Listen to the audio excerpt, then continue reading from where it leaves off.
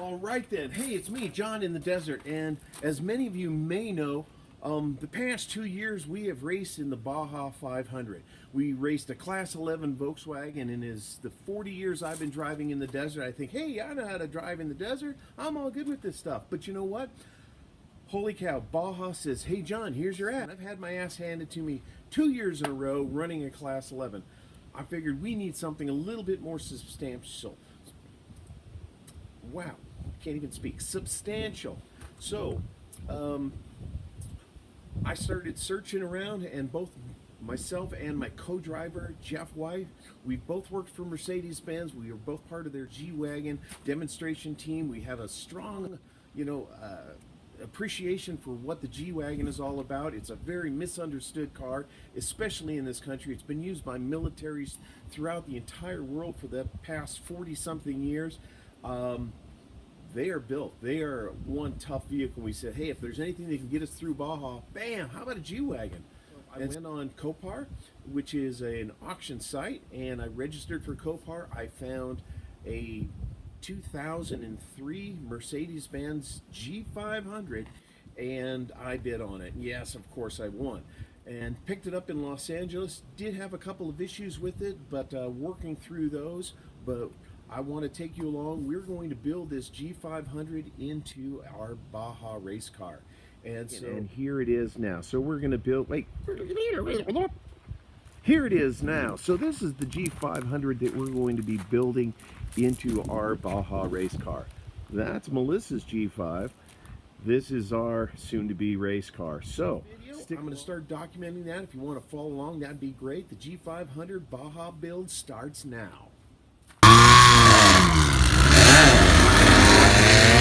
So right behind me here, that is the G500. That is the car they're going to be racing in Baja this year. You can see I built the front bumper for it, kind of gutted a whole bunch of weight off of the vehicle, including the entire interior, which was hard to do because the interior was absolutely in flawless condition. It was absolutely perfect. It's a super low mileage G-Wagon. Anyway, I'm gutting it up for Baja. I'm going to be building the roll cage for it, and that's what I'm going to put this video about. Building the roll cage. I've already got a little bit of a start, but I'll play catch up and get you up to speed. So come along for the ride. Baja, here we come. All right, here we are. Let's play some catch up. All right, it's me, John, and I just finished up the bumper for the G-Wagon race car. A lot of tubes, a lot of welds. Now I'm going to just finish cleaning it up, throw some paint on it, but there's pedestals there. That's where the lights are being bracketed. These tabs down below that you see there and there, that is for the transmission cooler. Brackets in the back, mount it all up, and there you have it. Something you can't find in any catalog, a Baja style pre-runner bumper for a G-Wagon, but now it exists. All in all, pretty happy with the way it came out, but next it was time to strip out the interior. This took quite a lot of time as there's a lot of bits and pieces, but the next project was building some Nerf bars run along the side of the vehicle to protect it from those stick-em-out rocks. So the backbone to this whole build process is my bender. So this is a JD Squared Model 4 bender. It'll do up to 2.5 inch. I'm running 2-inch tubing on this roll cage because the race rules say, based on the weight of the car, it's got to be 2-inch. A lot more effort, a lot more work, and a whole lot more material. But this is how we do it. So typically, I jump inside the vehicle, I make myself a quick sketch, just some basic dimensions of what I'm trying to throw down, and then I enter it here into the computer. And here on a simple hoop, this is the B-pillar hoop that I still had pulled up here. It shows me what it's going to look like. I can rotate it around, look at it from different angles, but that's not really important. I don't really care so much about that. But here it gives me, at 38 3/4, I need to bend it 90 degrees with a center line radius of 6.7. Rotate it, pull it through to 86 1/4. Boom, another 90-degree bend. That's my total length, 144.5 inches, so 12 feet and a half inch for that little hoop there. And then oddly enough, or coolly enough, it tells me the weight of that part. It's going to be basically about 29 pounds. So as I add more bars, I can kind of mental keep a track of what this roll cage is going to weigh after it's all done. And like I said, I'm playing a little catch up on the video because I already got a little start on this. Got 2 days into it, but I work slow. Anyhow, the A pillar and the B pillar in place, cross sections are up, and the diagonals, those are gussets that are required by race regulations as well. So those are in place, but let me show you a little bit more detail of what we're doing.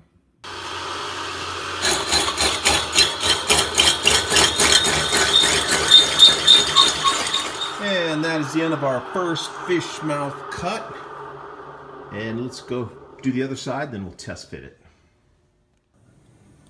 And the fish mouths are in place. When you're welding the bars like this, you have to be able to get around up onto the very top side of it, which, yeah, I can't fit my head in there. I can't even get the welder in that spot. So this is what we do. Where the legs are coming down to the floor, here I cut a hole through the floor, and I can lower the whole roll cage through that hole in the floor. When I have the top of the bars welded into place, then, like you can see here in the back, I then put a plate of steel under the leg of the roll cage, and then I can bolt that through, weld the leg onto it, and that obviously covers up that hole. There'll be a matching plate just like this one under the vehicle that it bolts through. So that's what we're doing now. My next phase, I've just made the rear plates. I'm making the front plates now. So let's go check that out. So just as with the other part, the hoops themselves, I first make myself a little quick sketch as to what I'm looking for, and then I'm going to throw it into this computer. And this is my plasma cutter table computer. I'm going to throw this in. It's like an AutoCAD type program. Throw it in dimensionally, it'll give me what I want, and then we'll cut it out. And there it is drawn on the computer. Next step is to throw a piece of steel in the plasma table, and let's get this thing cut.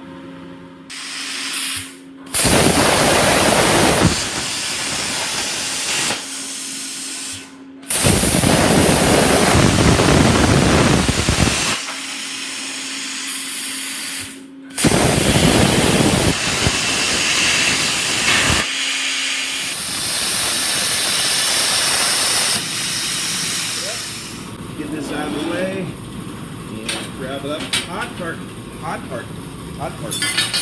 Whew. A little smoky.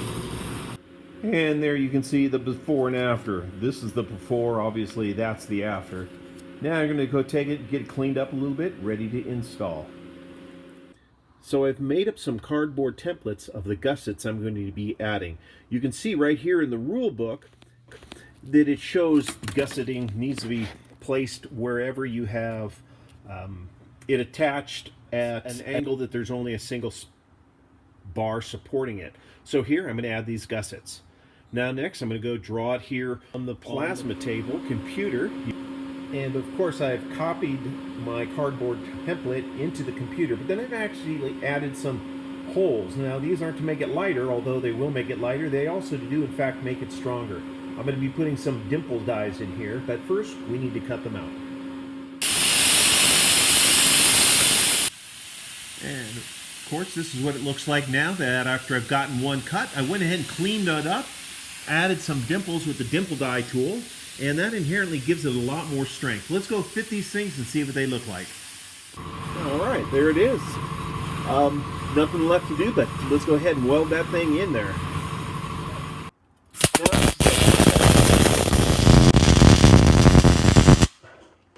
I'll pull them all out, weld them up, make them hunky-dory, but that's pretty much it right there. Just gonna go ahead and burn the beads in, and that is one gusseted downringer right there. All right, hey, another day, another bar welded in. Well, actually didn't weld them in. I did a bunch of tacking today, and let's take a look, see what we've got going. All right, so coming from up top, we've got them in. The gussets are in place. Everything is welded. I just am still holding it in with sheet metal screws until I put the through plates in, but right now looking good. So I have the horizontal line. That's the one that runs right over here. Let me find my finger. That's this one here. That is the one that the seat belt harnesses are going to be attaching to. It gives it the lateral stability from right to left. in a crush type rollover. Anyway, got your diagonals in there to keep everything squared up if you were to get in an accident. I have my pieces that I worked on last night, and yeah, I painted the bottom ends of them because, well, it was easier to do outside of the vehicle. Anyway, making some good headway today where that blue piece of tape, that's representative of the next piece that I'm going to be cutting. One on the right side, one on the left side. So that's my project today. As you can hear, it's raining pretty good outside today. Perfect day to be in the shop. This is where we're at.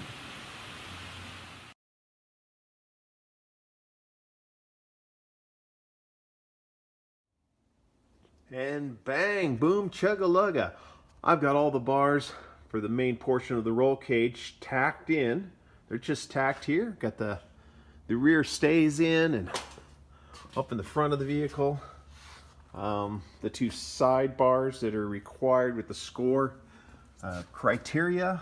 The rest of the roll cage, it's all in. Seats are fitting. Feeling pretty happy, but holy cow, it's a lot of work making a roll cage. Pondering today. It's all about making tacos.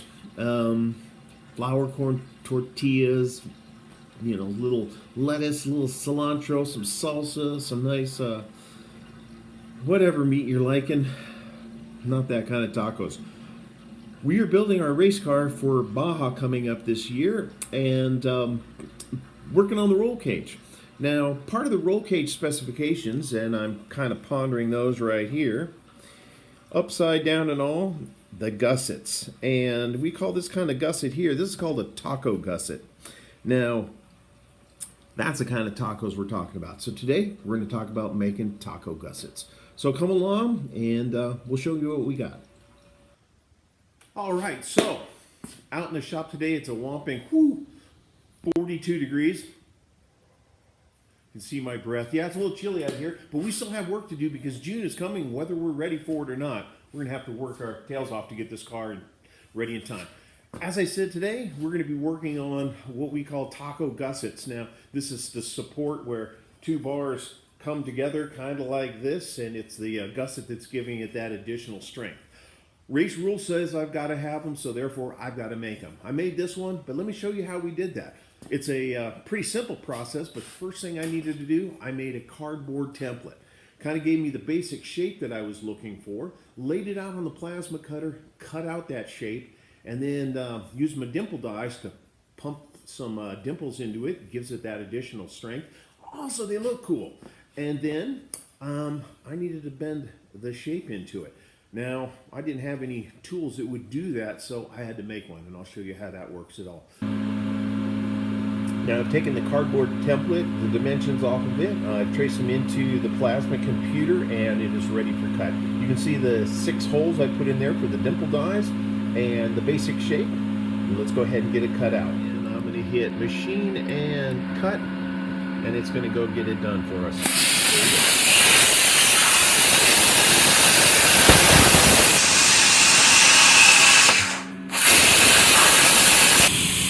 And there it is. So let's go take this over to the grinder and get it cleaned up. Got to get that slag off there and get it ready to pop those holes in.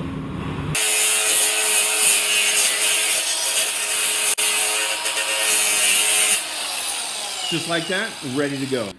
Okay, and in case you're not familiar with dimple dies, it's simply 2 pieces. One has an inside bevel, one has an exterior bevel. When you put this through the material and you squeeze them together, it puts that dimple die you're known for. So in this case, I'm using a smaller, a 1-inch dimple die, and let's just throw it in there and see what we get. Here's our piece of material I'm going to be dimpling, and so here we go. That on there, the inverse of the dimple there. Little jack handle. This is a press that I made probably 20 years ago, and it's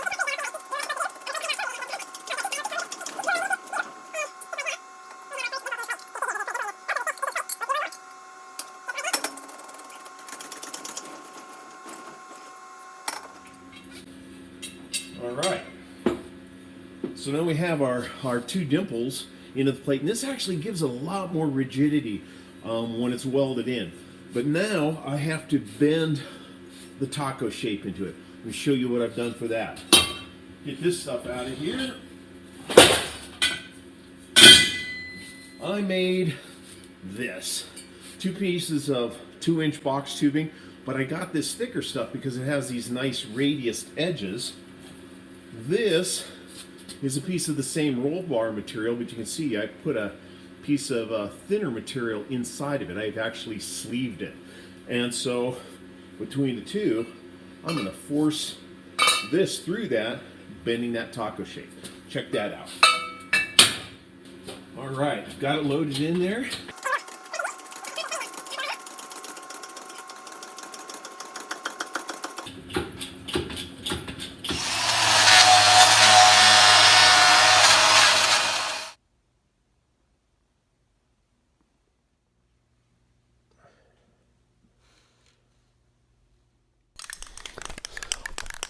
Oh yeah, so I'm out here in the shop. Hands are a little cold, so's the paint. But I kept the paint in the house overnight, so it's not as bad. But it's a whopping 29 degrees here in the shop today.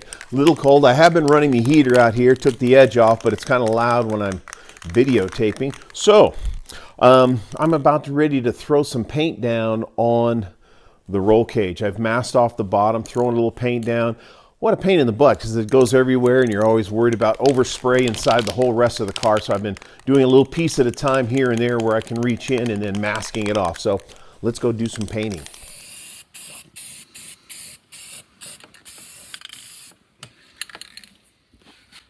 It's getting there.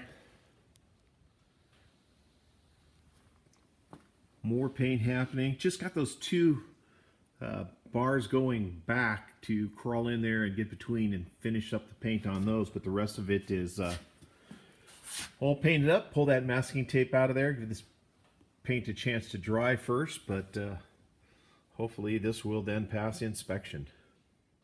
Okay, well, it's the next day, and hopefully that roll bar's had a chance to dry, and today we're going to go ahead and mount the seats in.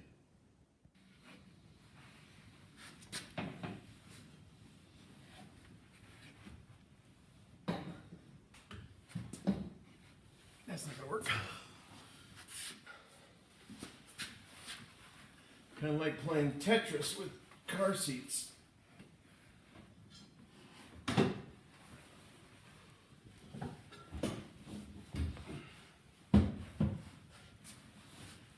All right. One seat in. Just like that.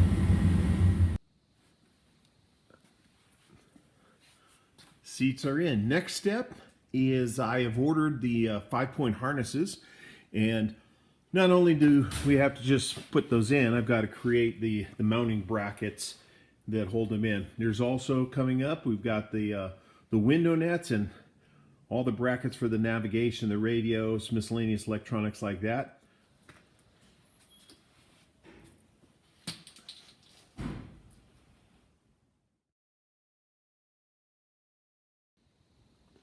All right, so moving along, it's time to start making some bracketry that we can weld in on that roll cage to hold some of our peripheral electronics.